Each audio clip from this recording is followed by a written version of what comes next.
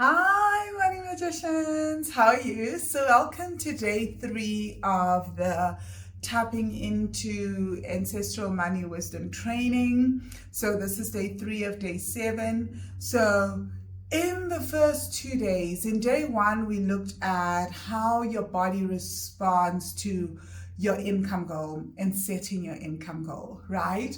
And then in day 2, we looked at how we respond around unconscious thoughts and feelings that we have when it comes to family and friends.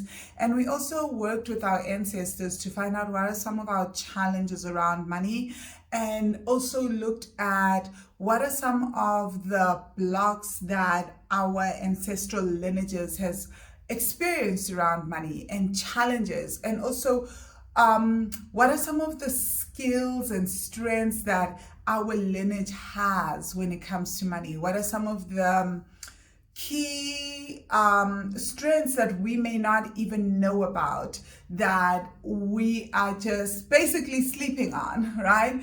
And today we're going to use that knowledge that we have around what we learned in day 2 to really work with creating a business model and a business strategy that works for us when it comes to creating this consistent stream of income. So without further ado, because I do know that this sometimes trips people up, because we're going to go into some of the numbers, right?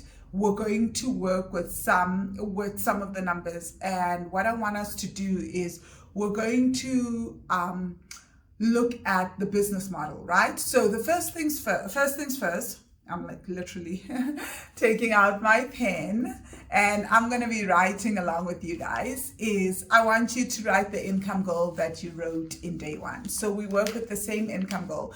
If you feel like the income goal, you want to change it, feel free. Nothing is stuck in stone, right? So if you feel like, ooh, I'm starting to feel like I want a higher income goal, or it really feels too scary for my nervous system to hold such a huge income goal, and every time I think about it, I freak out, right? There is no problem in lowering the income goal. Again, because nothing is stuck in stone. So I'm just closing the pen again because I feel like one of my long explanations coming through. I always joke that I don't know why I'm so freaking long-winded, right? My one niece talks about, she's a Sangoma, and she says our ancestors are very slow and they take time. So when they have to explain things, and as I'm listening and getting guidance on things at times, it's like I'm getting very long-winded guidance because, well, I work a lot with guides and spirit guides and ancestors, right? And I'm constantly listening in. And so my explanations are so long-winded, guys, because I'm working with my ancestors who are apparently slow and mostly old, and they like talking for long periods of time to make sure that we get things. That's exactly, like, at least that's how things have been explained to me, which I find so hilarious. Anyway, so the income goal is not stuck in stone. Okay, so at any point, you can change your income goal as we do this work. What I do ask though is that, like, tomorrow you're not waking up with a new income goal. Today it's a new one. The next day it's a new one. It's like, okay, as we do the 7-day training, right? But after the 7-day training, try to stick with one goal and work on that particular goal, right? Keep working on your nervous system, keep working on your emotions around this, really keep going deeper and deeper around this. That's what's going to help. So it doesn't make sense, and same with whatever strategy you develop. Your strategy can change often, but what I do ask is that once you do decide on a strategy, you're like, okay, I've got this income goal, this is the business I'm going to do, this is the strategy I'm going to do, that you give yourself time and you keep pivoting on the strategy, right? You keep going deeper in the strategy. You keep changing around the same strategy. It's not that, oh my gosh, my friend is doing this, that's what I'm going to do. Oh my gosh, this is what's happening, this is what I'm going to do. Because you never ever give any strategy enough time to work, right? This is so important. And just because I'm saying I'm doing this particular strategy, in fact, a lot of my stuff is stuff that comes from me, right? Like as I do the money magic work and the money magic meditation, some of my strategies are completely unique to me, or they may be strategies that I've learned from a coach, but then by the time I'm done with them, I've tweaked it so much that it's become my own thing. So again, because there is no one way to reach your goal. I know that we live in this world that tells us that there is only one way to reach your goal. There's only one business model. There isn't. There is a way that you can make things work for you, right? But again, you need to be very clear on what it is that you're trying to achieve. You can't just be, my friend is doing that and I'm going to do that. Ooh, someone is doing Facebook lives. Ooh, that's going to be my thing. That's the only way to succeed. Ooh, they say the only way to do things is through, for me to get clients is through social media. Nonsense. I work with many clients who do not ever use social media. And when I say ever, like the first time they log into social media is to sign up for the Money Magic course, right? And it's like, when I'm like, oh, you need to be in the Facebook group for the Money Magic course. And it's like, and yet when I talk to them privately as private clients, they are using a strategy that doesn't require social media. So we are all different, right? You've got to work with what works for you. Okay, so that being said, write down your income goal. And I do really say this often to people, is that if the income goal you wrote is really freaking out your entire nervous system, this is not helpful, right? You wanna, unless you have most of the resources that I give to students, it's just gonna it can completely shut down your nervous system. So if you are feeling freaked out by your income goal, just lower it a little. It doesn't hurt to go a little lower in your income goal. It doesn't mean that you'll never reach that income goal, because as your body starts to feel much more comfortable, your nervous system starts to feel much more comfortable with this current income goal, right? You can then increase your income goal in another year or another 6 months and go to the next level and keep increasing that way, right? So that is my advice. But obviously it helps a lot, as you guys already saw in day one, that when we're working with an income goal that is freaking us out, it does too much to the nervous system for us to be able to focus. So it just helps tremendously to do a lot of the work around regulating the nervous system, and then and also taking action in tandem with that, so that we're constantly regulating our nervous systems as we do the practical stuff, and we're taking action, right? So that we don't get too stuck and too frozen and too freaked out by all that this income goal is bringing up for us. Okay, so that being said, the first step, and I'm actually writing this with you guys, equals income. Okay, sorry. I don't know why my income is that, right? So can you guys see this? So this is me saying the first thing that you want to do, especially if you're going to be starting a business, if you're planning to make this income through a job, that is okay, but be very clear on what job pays that amount of money. I usually teach people how to start side businesses, right? And how to make this money, a consistent stream of income through a side business or through some kind of investment business that they're going to start. So the first things first is to say, what is your price of your product and service, right?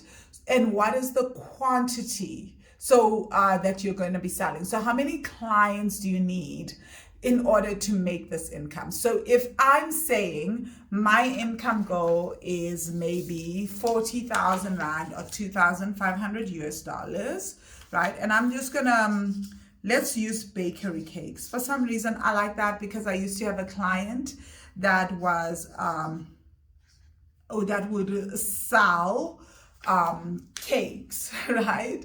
That would sell cakes, and she lives in Brazil. So let's say that you want to make 40,000 Rand a month, or 2,500 US dollars a month, right? You guys are seeing this, right? So what do you do in that case? Okay, so the first thing, let's assume that you're like, okay, I want to sell high-end cakes. I actually don't know what high-end cakes are, but let's assume that the price of high-end cakes is 1,000 Rand, or about 200 US dollars, right? Let's assume different markets. Let's make it simple. 100 US dollars and 1,000 Rand. So to get to 40,000 Rand a month, what I would then say is, say, $100 or 1,000 Rand under price, multiply to get to 40K or 2.5, 2,500 US dollars. So then it's a pretty simple calculation, right?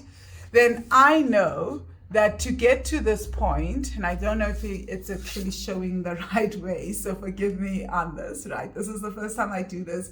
This is PowerPoint. I just wanted it to be more intimate so that you guys actually see me going through this rather than just a PowerPoint presentation, right? Then I would say I need to sell 40 cakes, or I need to sell 25 cakes, depending on whatever market I'm operating in, right? So now that I have the quantity of how much I need to sell, so now even if that's clients, so assume maybe it's coaching clients, not that I would ever charge 1,000 Rand or $100 for coaching, right? But let's assume that. Let's assume maybe you're tutoring. I used to tutor, right? So maybe that's clients, or maybe you, instead for you, it's not clients that you operate on, your pricing is per hour. Then you need to work 25 tutoring hours to make 2,500 US dollars, or you need to work 40 hours to make 40,000 Rand in tutoring, right? So now I know that I need to either have 40 clients. If I'm selling a product, I need to have 40 cakes that I sell, and that could be to 40 different people, right? If I'm selling at 1,000 Rand, right? So per cake, or I need 25 clients. So I'm just going to work with US dollars because that is the global standard. And I know that a lot of people listening to this are from outside of South Africa. At least 40% of you are. So, and South Africans can follow in dollars, right? So to make the 2,500 US dollars, I need, I'm going to be selling at $100. What are the cakes, right? I'm going to be selling my cakes at $100.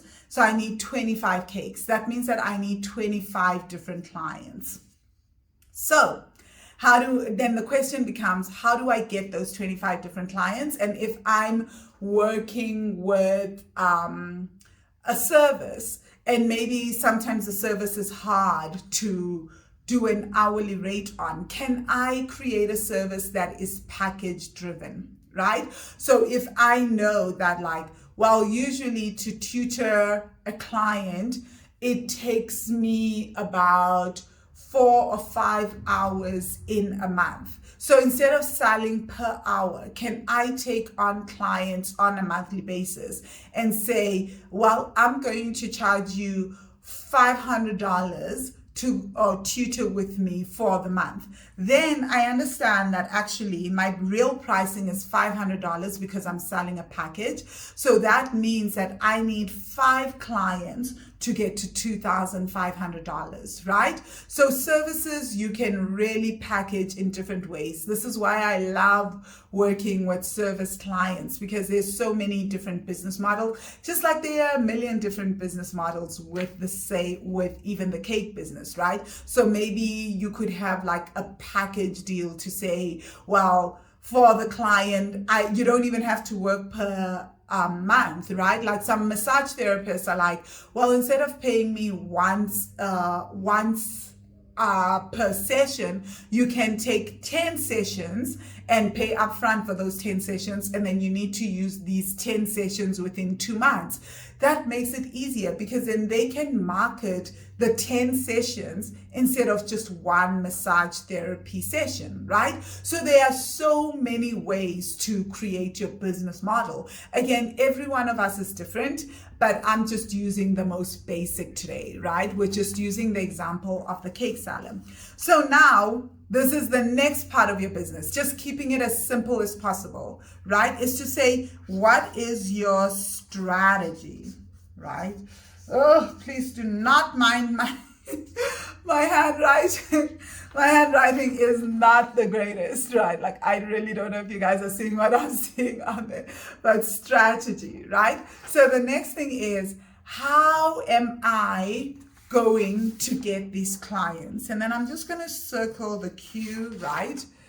The Q, the quantity. So how am I going to get these clients? How am I going to sell these cakes? How am I going to get these customers? This is where your strategy comes in. And your strategy is directly linked to your income goals. So most of us do the most, right? So this is where your ease starts to come in. Most of us just do anything, like take all sorts of action. Oh, to market my business, I need to do this, to do that, right? Someone comes through and says, ooh, come speak at this event, it will give you exposure. But hey, are these clients? So your strategy now starts to tie into sales and who are your ideal clients. So yes, exposure is good. Yes, it's great to be on all the social platforms.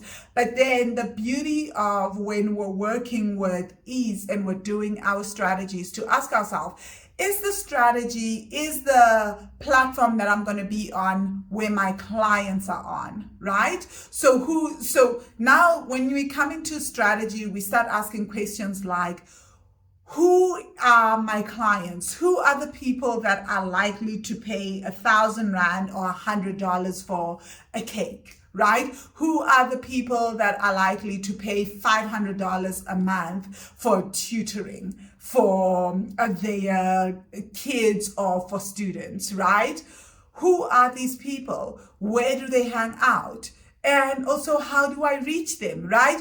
And so maybe one strategy, this is why I say maybe what works for your friend in her business is not the thing that works for you, because you don't have the same market, you don't have the same clientele, you don't have the same price point, you're not in the same industry. So whatever your friend is doing in her business may not be the thing that actually works in your business, right? So also understanding, what is it that my clients would like to see, they'd like to read, where are they underserved, that I can show them, that I can service them better, right? And even in various businesses, right, people are underserved in different ways. So when I was a tutor, by the way, I would charge $100 an hour, right? And my tutoring services were not geared towards high school students. They were geared towards high-end individuals. So it was high net worth individuals who had children from Saudi Arabia. So it was in Boston. So it was, my clients were actually the parents of the university students. So students from Europe and students from the Middle East, whose parents had sent them to come study in the US, and they wanted their kids to do really, really well. And so I would market my services to them, right? These were the parents that wouldn't bat an eyelid about charging about a tutor that charged $100 an hour, because I was offering very exclusive tutoring services as well. It's like I would read assignments, I would come to someone's home, I would read your assignments, go through the work with you, all this stuff, right? So a lot of the parents were like, this is great. We are not there to see what our kids are up to. You're basically going to make sure that every day you show up, you sit with them, you discuss, you basically role play with them about questions that they would get asked in class, how they would answer lecturers' questions, all those things, right? Because in the US, a portion of your grade comes from how well you answer questions in class, right? Your interaction in class. So these parents really wanted that for their kids. Okay, so you need to understand who is your audience and how do you service them that is maybe extremely unique to other tutors, right? So other tutors to other people in your industry. Sorry, I'm just getting myself a tissue. To other people in your industry. So for me, I added just like a few tweaks to my service, right? And I found that was extremely appreciated by people within the industry, right? By my clients in the industry. So for you, what is your strategy?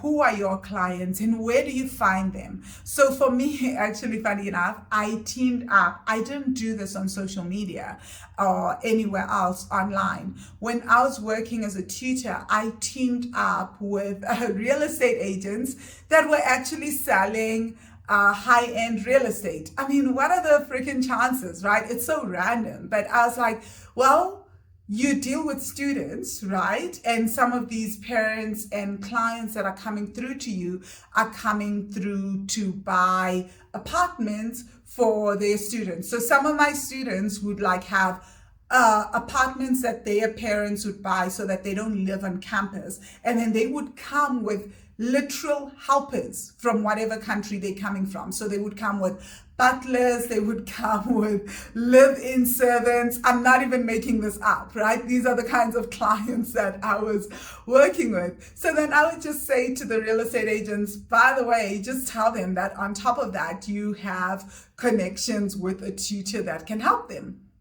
Right? And this is how I would get my clients. So again, there are so many ways to do this. So now let's assume you are a bakery.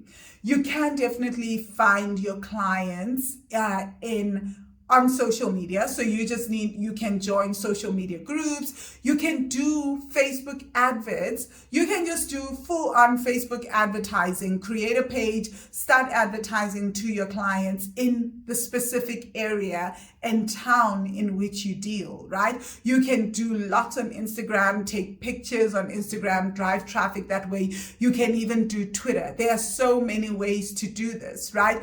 Again, choose whatever strategy that works for you. You can do events in your hometown. You can do farmers markets. I don't know, like high-end cakes. I have no clue what you guys do, right? But farmers markets, maybe no, because it's high-end, but you can definitely, maybe you do bridal cakes. You can go to bridal events and conferences and all that. So there are many ways to reach your clients. So your strategy is basically, okay, now I know how many people I need to service. How do I service those people? And because we are talking about creating a consistent stream of income, is how do we create consistency, right? So how do you get return sales or return clients, right?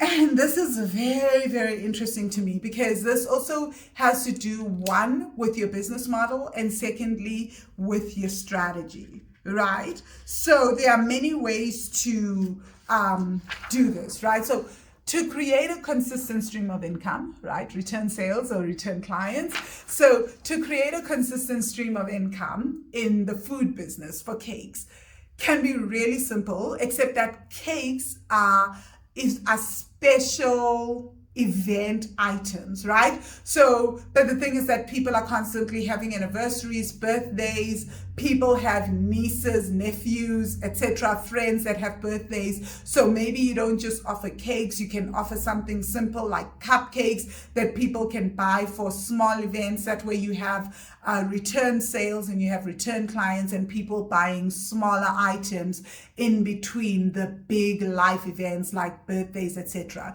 So now you have to create a strategy that allows you to keep getting return clients and return sales. So maybe if your specialty is birthday cakes, you're like, okay, I only have a birthday once a year. We all do, right? But then maybe like, how do you create it so that you don't, the person isn't just buying a birthday cake for themselves, but the entire family starts becoming your clients as well. And then their friends also become clients, right? So that means that at least you're getting a sale from one person at least once or twice a month based on their networks. So that requires a little bit of strategy. It requires a little bit of maybe tweaking your business model a little, right? Whew, okay, I'm going to leave it there for today because I feel like those are the first things that you need to work on in your business to figure it out, right? And when I talk about strategy and sales, I also then, before I go, how could I forget? See, I'm always like, no, I know how to do this straight from my head. So I don't need to write anything down. Now that you have your strategy, what are the daily actions that you can take to make this strategy a reality? Okay, so, I'm just gonna lift up all these papers. Actions, right? So what most of us do is we create the strategy and then we instantly write down the longest of the longest to-do list, right? And that instantly leads to overwhelm and procrastination, right? Please, can I just backtrack a little bit? In your strategy as well. I'm going back to your strategy. Sorry, guys. So as I'm thinking about actions and strategy, these are obviously interlinked. So as soon as I've written my strategy, I want to make sure that my actions are linked to my strategy. And then I want to make sure that you guys go back to day 2. Remember those strengths and blocks and weaknesses that our ancestors spoke about to us in day 2's meditation. Yes, now we're actually going to utilize that information. You want to look at your strategy and tie those discussions that you had with your ancestors back to your strategy, right? Just gonna shift position because I am sitting on the floor.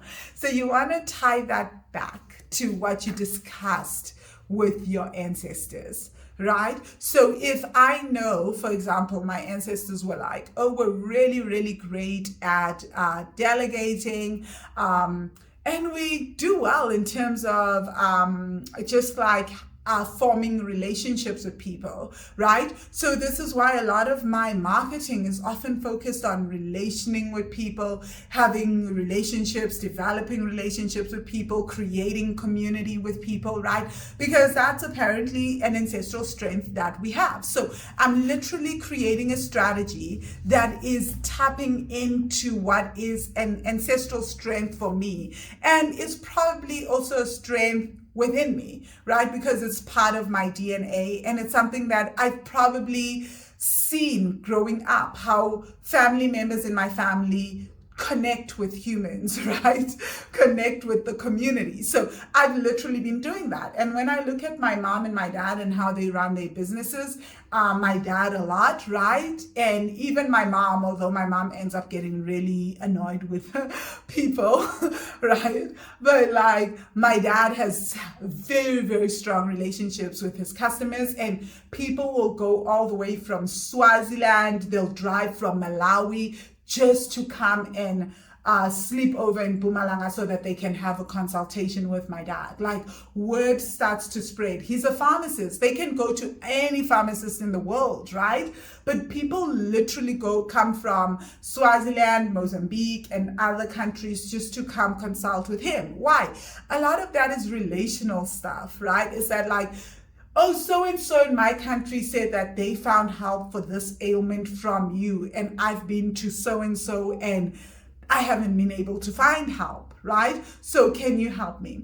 And my dad always laughs. He's like, actually, I just take a lot of time speaking to people to find out what the true cause of their ailments are. And I just give myself time to do that, right? So that is something that I notice that is a strength for me as well. And I naturally enjoy it. So it's very much tied into my strategy, right? You guys are I do 7-day things like this. I do trainings, I do challenges, I get into in my Facebook groups. I really talk to people. I form those relationships with existing clients and with future clients. It's all part of my marketing strategy, but also I deeply care about relationshiping with people. And because it's something that comes so naturally, it made sense that it became a huge part of my strategy. Just like you learned with the tutoring business, how I formed relationships with people not even in the educational space, like literally real estate agents, right?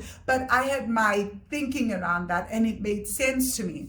And then now your actions, back to actions, I want you to write down 3 or 4 consistent actions that you can take every day or every week that will lead you to getting the clients and then being able to service these clients in order to make money. So your actions have to be directly linked to, at least if you're starting your business, directly linked to making money in your business. So what most of us do is we go, oh, first I need to have the website, and first I need to have business cards, so I need to wait a few months before I make this money.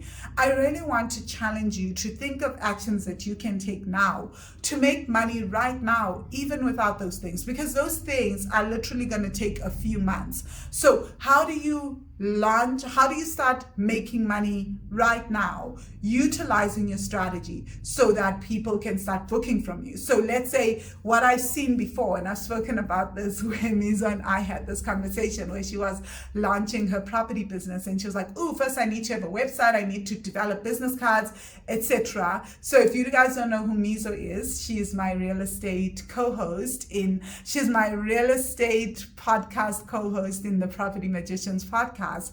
And she wanted to, when she was launching her property mentorship business, she was like, oh, I first need to do the website, I need to get business cards. I was like, it's a pandemic. Why do you need business cards? And why do you need a website? So just go and choose a platform, right? You can do this through social media. Your clients are on social media. Your clients have already heard you on the Property Magicians podcast. Go and get your clients, like write some posts. So we had a discussion on how she can write the post, how to get her message across, etc. And she did that. And I freaking kid you not, at the end of like the week, she had 4 new clients, people paying her money within a matter of days, right? Because there's strategies that are important, right? And then the strategies and actions that are important in her business. Now she has a website, right? Because what I said to her is like, let your clients pay for your website. You're running a business. So make sure that the money from the business is what builds the business, right? This is super, super important. So figure out, how do you make money so that the money that you make starts to pay for the people that you hire, starts to pay for the advertising, starts to pay for a lot of the other things that you need to pay for in your business, and can help you build your business and grow your business, right? So I hope this really, really makes sense. I try to keep it in the order that I want you guys to think of business in, right? Like, so firstly, what is your income goal? How much are your products and services? How much do you need to sell to make this income goal a reality? What strategy do you need to develop in order to make this amount of sales, or in order to get X amount of clients every month?